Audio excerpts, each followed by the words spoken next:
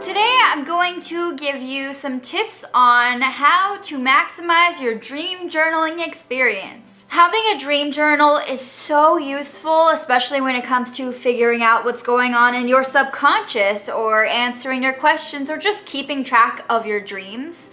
It's really interesting to see how they evolve over time and maybe learn a lot about yourself in the process.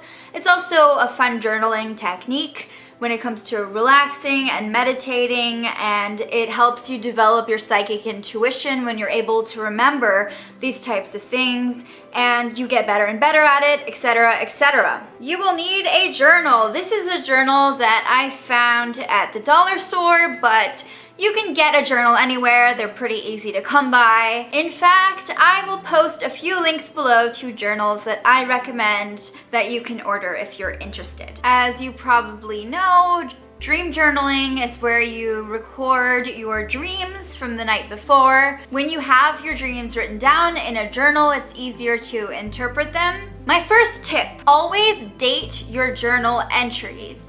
So every time you write in your dream journal and you are documenting a dream, make sure you write down what the day was and the time that you had that dream. It's very important, especially when you're keeping track of your dreams and trying to find patterns that you know, like when your dream happened, and it's just really interesting to figure out like what your mood was, what the events in your life were around that time that you had that dream, and you can find patterns. Number 2, be as detailed as possible. You're gonna wanna think about every single detail when you're writing. You want to write down the temperature. You want to write down how bright your dream was, whether it was dark and somber. You want to write down whose perspective it was from. You want to write down what season it was in. You want to write down everything about the location you can find, everything about the timing, what you were wearing. You want to put down as much as you can. And the more you do this, the more you search your subconscious and your dreams like this,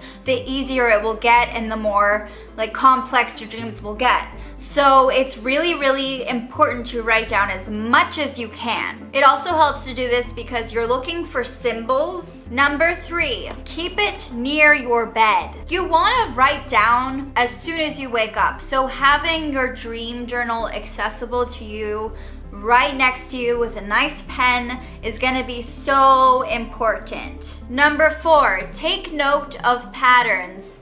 I mentioned this before, patterns. Sometimes we have reoccurring dreams or something pops up in our dreams over and over again, and that is very symbolic in itself. It could also be a prediction. It could be ominous. So looking at what's trending in your dreams, looking at repetition or different colors that pop up or different symbols that pop up over and over again, or the type of dream you have overall. If you're having nightmares every night, then that's also a pattern you need to look at. Number 5, write as soon as you wake up. That's when everything's still fresh in our mind.